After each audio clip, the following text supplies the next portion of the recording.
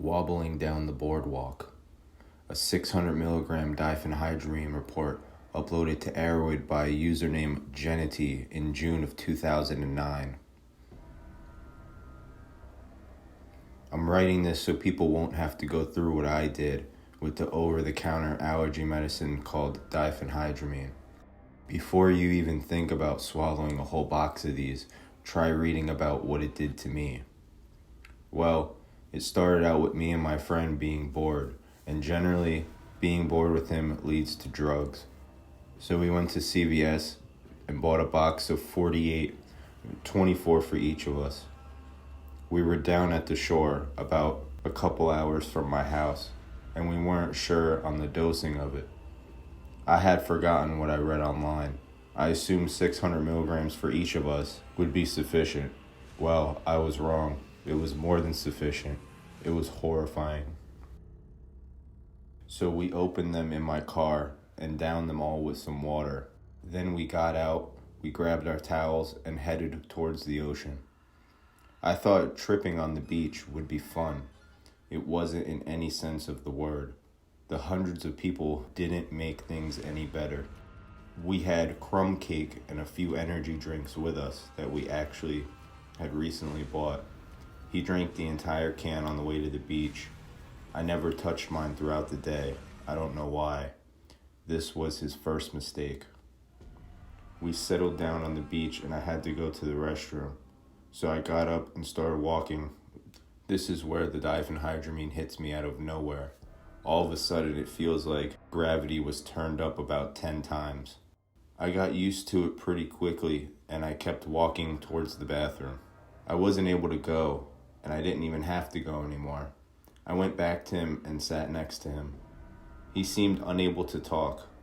I was a little worried, however I figured it'd pass.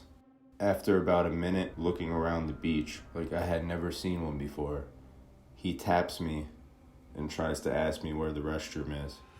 I try to respond, but I can't really talk. I just pointed to it. He started to get up, but then collapsed and started throwing up on his towel. This is where I started to get scared, worried, and extremely confused. I just sat there and watched helplessly and got more and more upset the more he threw up, almost to the point of tears.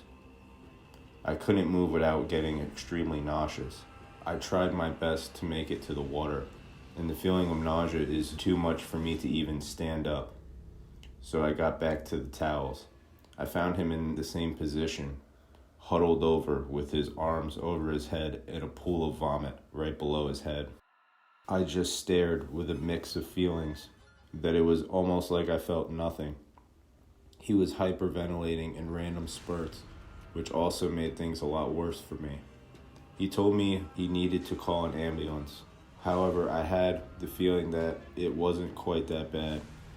I looked down at my legs and started to remember all of the experiences I had read online about seeing spiders and worms on the skin, and I thought to myself, why now?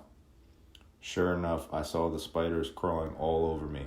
Hundreds of little translucent spiders about the size of a pencil tip.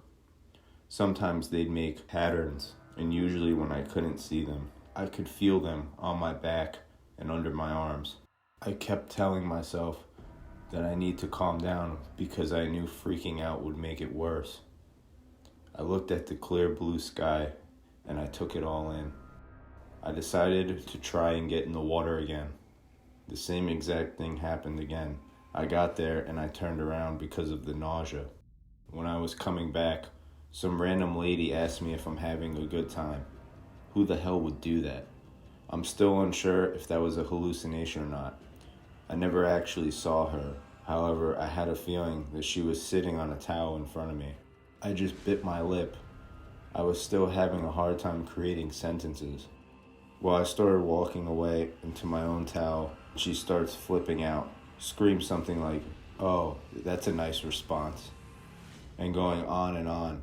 However, I didn't catch the rest of it.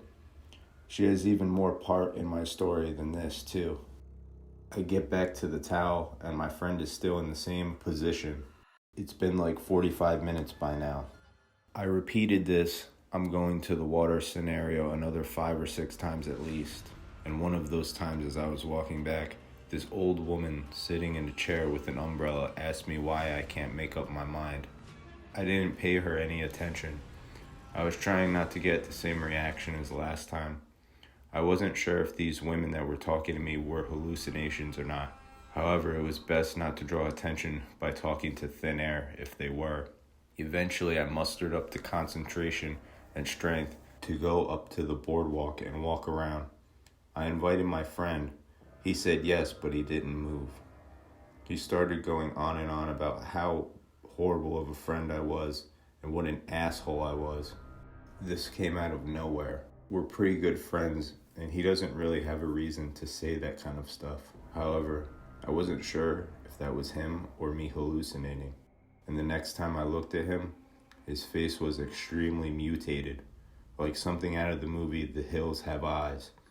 I tried closing my eyes and opening them again, and he still looked the same.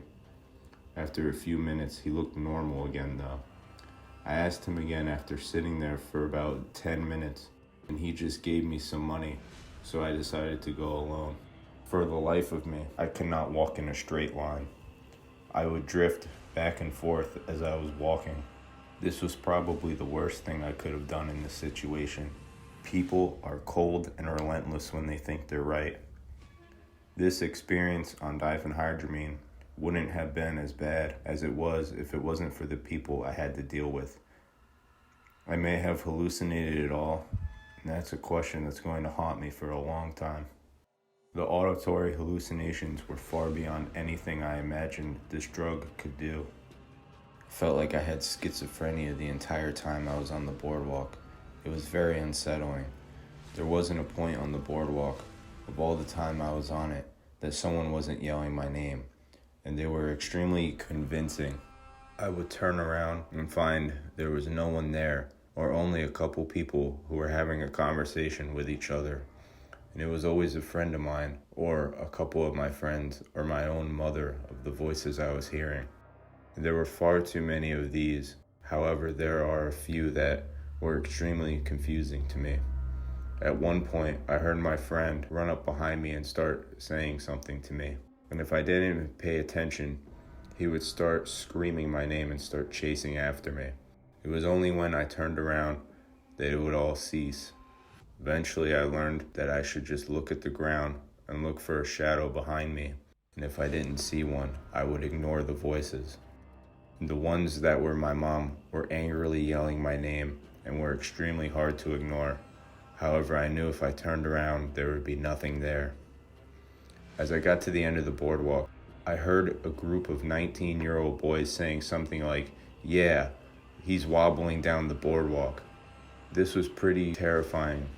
I wasn't able to discern if this was real or not. At about 2 minutes later, I heard an announcer of one of the boardwalk games say something like, "We've got great smoking devices here, and you might not want to wobble down the boardwalk because that's a first-class ticket for the cops' attention." After that shit, I decided I've had enough of the boardwalk. I continued walking after I got off the boardwalk into a parking lot, still hearing friends of mine that were trying to get my attention. I walked past an old man in a wheelchair, and when I got about 50 feet ahead of him, he tried asking me if I could help him in.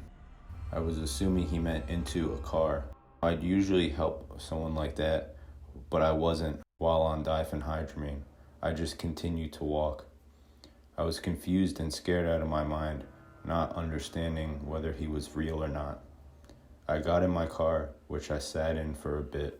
The lady that was flipping out on me at the beach flew past my car with someone driving and her in the passenger seat. She screamed some pretty nasty obscenities at me as they sped off. And then there was a guy walking down the street while he was on the cell phone. He said, "He didn't know, honey. It's not his fault," and a few other things that were trying to relieve me. He wasn't anywhere near her car. I don't even know if her car made it down the street or disappeared into thin air. I was so lost. For the next 3 hours, I was looking for my friend nonstop. I was walking up and down on the boardwalk, looking in arcades and stores, and going up and down from the beach and walking all over it. All the time still having people yelling my name, which made things even harder. And one of the times I was down on the beach, I noticed a seagull was flying a kite with a string that was coming down about 6 inches out of the sand. And this insane purplish bat was whizzing through people with unmatched agility. It took me a little bit to understand this was the seagull's kite, which makes absolutely no sense. Eventually, the beach emptied down to 50 or 60 people, which made him easy to spot. I walked up to him, unsure if he would vanish into thin air before I got to him. I sat next to his head. He was looking into infinity. He was just staring straight across the beach. We talked for a little, but not much though, and I got up and we walked back to my car, and we were talking about our experiences and some other random stuff. And we got in my car, and that's pretty much the end of all hallucinations. Although, while in the car, I did see the spiders a bit more.